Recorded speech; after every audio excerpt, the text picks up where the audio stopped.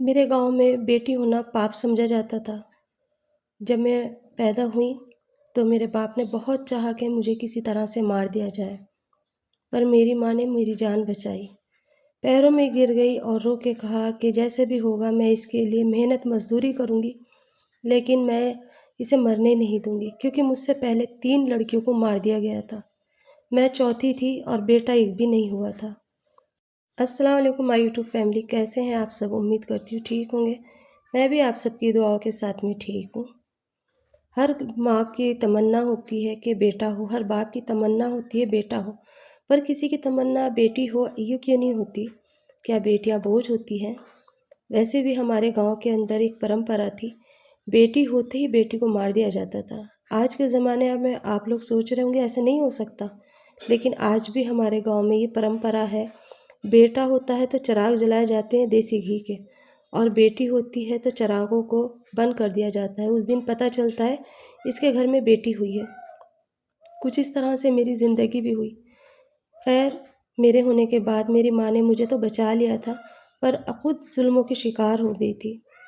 जब मैं 10 साल की हुई तो मेरी माँ मुझे छोड़कर चली गई, क्योंकि वो भी हर वक्त रोती थी, परेशान रहती थी और पिटती बहुत थी। मेरे बाप को शराब की आदत थी, वो शराब पीता और मारता, क्योंकि हमारे गांव के अंदर खुल्लम खुल्ला शराब पी जाती थी। औरतों को ये समझा जाता था कि जैसे एक बोझ है। लड़कियां तो ख़ास करके उस गांव के अंदर सही सलामत रह ही नहीं सकती थी, और वंश भी लड़कियों से चलना होता था, तो दूसरे गांव से ब्याह कर लाते। अगर कोई लड़की सही तरीके से नहीं रहती और लड़ाई करती, तो इस गांव के अंदर परंपरा थी कि उसके घर वाले पैसे देंगे और उस लड़की को उस लड़के के सामने मारेंगे। इसी तरह की परंपराओं के बीच में मैं पल रही थी और मैं देख रही थी कि ऐसा होता है तो मैं इस तरीके से कैसे बचूं। वक्त गुजरा, मैं बड़ी होती चली गई और देखते देखते वो उम्र भी आ गई जब मैं 16 साल की हुई, और मैंने फ़ैसला लिया कि मैं इस नर्क से कैसे निकलूँगी। मुझे इस नर्क से निकलना है। पास के गांव का एक लड़का था, वो हमारे इस तरफ अक्सर आया करता था, और मैं उसे चाहती भी थी, वो भी मुझे चाहता था। और मुझे पता था कि अगर मैं इसके साथ चली जाऊंगी तो मेरे माँ-बाप का जो कर्ज़ है वो हल्का हो जाएगा, क्योंकि मेरी शादी के अंदर उन्हें पैसे देने होते। कम से कम नहीं तो 5 लाख, 6 लाख। मेरा बाप कहाँ से लाता? माँ तो पहले ही मर चुकी थी। मेरा बाप चाहता था कि मैं इसको बेच दूँ। अगर शादी करूँगा तो मुझे देना पड़ेगा, और बेच दूँगा तो मुझे पैसा मिलेगा। इस गाँव के अंदर अगर लड़कियाँ होती थी ना, तो लड़कियों को बेच दिया जाता था। बोझ तो समझते थे, लेकिन साथ में सौदा भी होता था। इज़्ज़त का भी सौदा होता था कभी-कभी तो। ये सोच कर के कि बेटी हुई है, अगर बिक जाएगी तो कुछ फ़ायदा ही करके जाएगी। बस ज़िंदगी ऐसे ही गुज़र रही थी, और मैं रफ़्ते-रफ़्ते उस लड़के से मोहब्बत करने लगी। वो लड़का भी मुझे चाहता था, लेकिन साथ में ये कहता था कि मैं शादी नहीं करूँगा अभी। कुछ वक़्त मुझे दो, तुम मैं अपने घर वालों से बात कर लूँगा और बग़ैर पैसे के शादी करूँगा। और इतनी मोहब्बत करता था कि वो मोहब्बत हद पार कर गई, और मुझे पता चला कि मैं प्रेग्नेंट हूँ। मैंने जब उससे बताया कि मैं प्रेग्नेंट हूँ, अब क्या करें? तो उसने कहा कि मैं कुछ भी नहीं कर सकता, ये बच्चा हो जाएगा ना कैसे भी करके तो मैं तुम्हें अपने घर ले जाऊँगा। बच्चे का मुँह देख के मेरे माँ-बाप कायल हो जाएँगे और कुछ भी नहीं कहेंगे। गाँव के अंदर छुपते-छुपाते बच्चा कैसे पैदा होगा? माँ भी नहीं है और घर में और भी कोई नहीं है। मैं पतली-दुबली थी, पता ही नहीं चलता था कि कुछ है मुझे। 4-5 महीने तो आराम से निकल गए, लेकिन रफ़्ते-रफ़्ते सबको पता चलने लगा कि मैं किसी हाल से हूँ। कुँवारी माँ बनना बोले तो बहुत बड़ा अज़ाब मेरे लिए खड़ा हो गया था।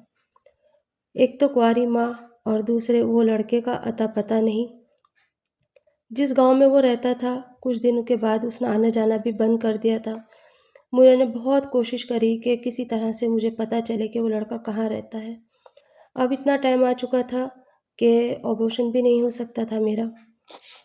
जब मैं मजबूर हो गई और बाप ने भी घर से निकाल दिया और कहा जहाँ काला मुँह कराए वहीं जाओ, तो मैं उसके घर के पास गई। उस गाँव के अंदर जाने के बाद में मुझे पता चला कि वो लड़का कहीं भाग गया है। अब ना तो मैं यहाँ की थी और ना वहाँ की थी। माँ-बाप ने घर से निकाल दिया, सास-ससुर भी नहीं है। एक बिन ब्याही लड़की जब माँ बनती है तो आप सोच सकते हैं कि उसके साथ कैसे बातें होती हैं, कैसे लोग उसका मज़ाक उड़ाते हैं और कैसे उसका जीना हराम हो जाता है। मेरे घर से जब मेरे माँ-बाप ने मुझे निकाल दिया, माँ तो थी नहीं, बाप ने जब निकाल दिया, तो मैंने कहा कि अब मैं कहाँ जाऊँ? मैंने शहर की तरफ का रास्ता पकड़ लिया।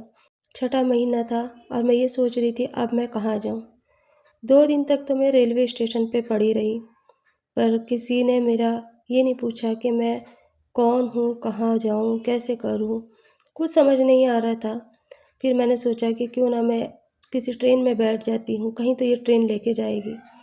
उस ट्रेन में जब मैं बैठी तो मुझे मेरे पास में जो बैठी थी उन्होंने मुझसे पूछा, "तुम्हारे पति कहाँ हैं?" क्योंकि हाल से तो पता चल ही रहा था मुझे कि मैं किसी हाल से हूँ।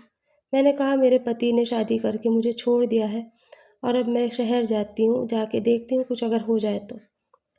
वो पहले तो अफ़सोस करने लगी, फिर कहने लगी, "अगर तुम चाहो तो मेरे साथ चलो।" मुझे ये नहीं पता था कि कहाँ ले जाएगी, बस ये पता था सर छुपाने की जगह तो मिल जाएगी। मैंने कहा, "ठीक है, आपके साथ मैं चली जाऊँगी, आपके घर का काम करूँगी, क्योंकि मेरा पति तो मुझे छोड़कर चला गया है।"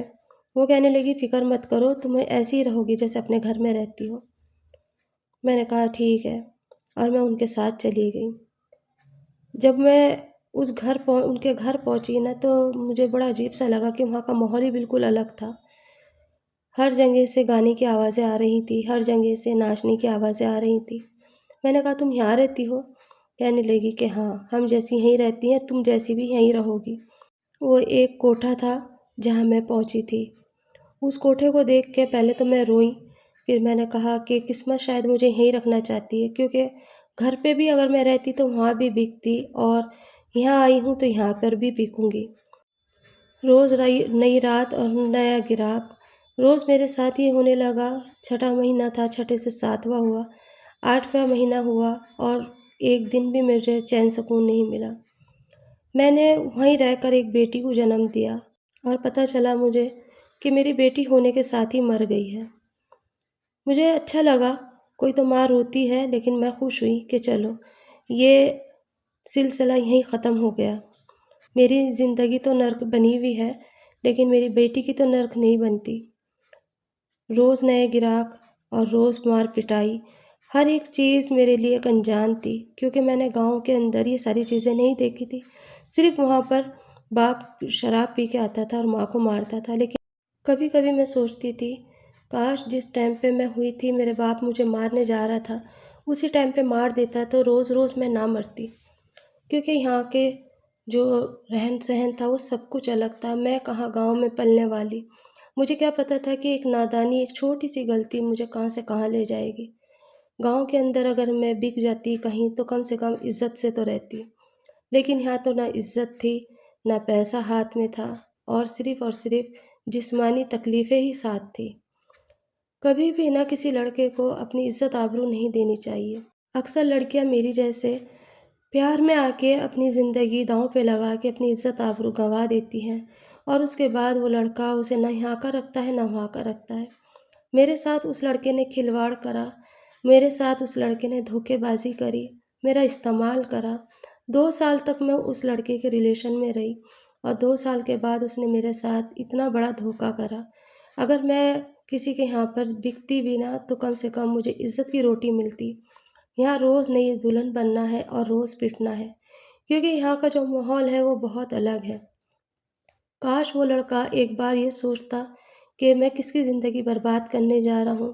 काश मेरे माँ-बाप ध्यान करते और जो गाँव के रीत-रिवाज है उसके हिसाब से मुझे ना रखते।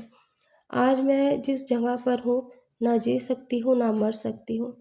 रोज़ एक रात की दुल्हन बनना पड़ता है, अपनी बच्ची को भी गँवा दिया और ना तो दूर-दूर तक ये भी नहीं पता कि यहाँ से मैं कैसे बाहर निकलूँगी। हर ग्राहक को मैं यही कहती हूँ कि मुझे यहाँ से बाहर निकलना है, लेकिन हर कोई अपनी रात गुज़ार के ऐसे जाता है, जैसे वो मुझे जानता ही नहीं। क्या ज़िंदगी में कभी किसी के ऊपर भरोसा नहीं कर सकते? ख़ास करके तो लड़कों पे तो कभी नहीं करना चाहिए। ज़िंदगी ऐसी हो गई है जैसे उलझी हुई ऊन की जैसे मेरी ज़िंदगी उलझ के रह गई। ज़िंदगी का यही नहीं पता चल रहा कि किस मोड़ पे ये मुझे लेके जा रही है। अब मुझे अपनी बेटी की याद आती है तो ये दिल करता है, काश मैं वो ज़िंदा होती तो मैं उसके सहारे जी लेती। कोई सहारा भी ऐसा नहीं है जिसके सहारे मैं जीऊँ, और जिसने मुझे लाके यहाँ छोड़ा है, उसका भी ये नहीं पता कि वो कहाँ से शुरू हुआ था और कहाँ ख़त्म।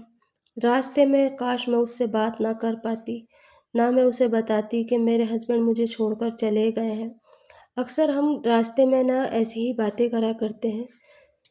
अनजान इंसान को अपने दिल के सारे भेद दे दिया करते हैं। कभी भी ये गलती ना करे, कोई भी लड़की या कोई भी औरत अपने घर की बातें रास्ते में किसी को नहीं बतानी चाहिए। पता नहीं कौन दुश्मन और कौन दोस्त निकल जाए। आज की वीडियो मेरे लिए आप लोगों तलक ये पैगाम पहुंचाना था कि एक छोटी सी भूल ने उस लड़की की ज़िंदगी देखिए कहाँ से कहाँ पहुंचा दी, और एक छोटी सी गलती ने ट्रेन से उसे कोठे पर कैसे ले जाके पहुंचाया। अक्सर हम अपने बच्चों को, बच्चियों को नहीं बताते, लेकिन हर माँ का फ़र्ज़ होता है कि अपने बच्चों को बताए।